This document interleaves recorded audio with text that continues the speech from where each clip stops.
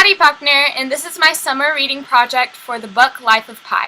Dr. Myra Salazar arrives at the police station in a seaside village in Mexico after being summoned by Mexican authorities to speak with a child who recently turned up alone with a wild tale to tell. Hello, can you tell Officer Poncherello I'm here? Certainly. Hey, Ponch, the psychologist who called us here. He'll be right out. Hola, Dr. Salazar. Thank you for coming on such short notice. We've had some difficulty knowing how to read the young boy Pi. We hope you can help. I'm happy to do what I can. Can you give me a bit of background? We have a young man. He seems about 16 years old. He showed up on a homemade raft on a beach at a nearby village, and we've been trying to determine what happened to him.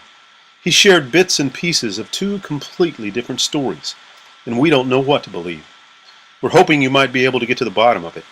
We're afraid he may have experienced some trauma, but we just aren't sure. I'll do what I can. Why don't you take me to him? Absolutely. He's just this way. Hello, Pi. I'm Dr. Myra Salazar, but you can call me Myra. I hear you have had a rough time lately. Do you want to talk about it? Sure, I guess. Do you want to hit a story with the animals or the people survivors? I'd rather just hear the truth. Myra, I not know if you can handle the truth. Try me, Patel. I might surprise you. Why don't you start by telling me how you got here? Well, my family and I were on our way to Canada. My father decided to sell our animals to some people in America.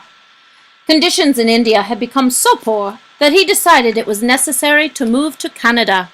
We boarded the Simsum, a cargo ship in Pondicherry, India, and at some point in our journey to Canada, the Simsum sank. It was a terrifying experience. In what seemed like seconds, the boat disappeared right from before my eyes. I found myself splashing frantically about. I saw a lifeboat, so I swam to it and climbed aboard. So, you just floated and eventually arrived here? Not exactly. What happened to your family and the animals? The long and short of it is my brother and father went down with the Simsum.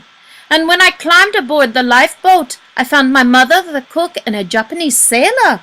The three of them and I were all that survived. So, they survived? Well, then where are they?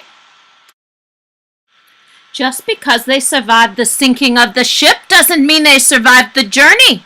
The 227-day journey. 227 days? Lost? At sea? How did you survive that? I'm not sure. Sometimes I wish I hadn't. Can you tell me how they died? I'm sure it was a horrific experience. I'm so sorry you had to endure it. Maybe talking about it would help you get through it. The sailor lost a lot of blood and screamed in agonizing pain for 2 days. My mom was killed by the cook. The cook killed your mom? Why?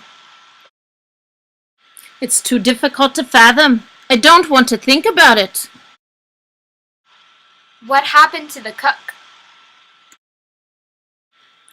I didn't mean it. I was just so angry.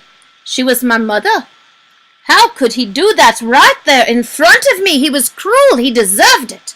The truth is, he knew he'd gone too far. He didn't even try to stop me. Pi, what you experienced, no one should have to experience. I want to help you heal. It may take years, but eventually this horrific experience will fade and you will begin to learn how to cope with it. I'll be back in a few moments. Can I get you anything? No, I'm fine.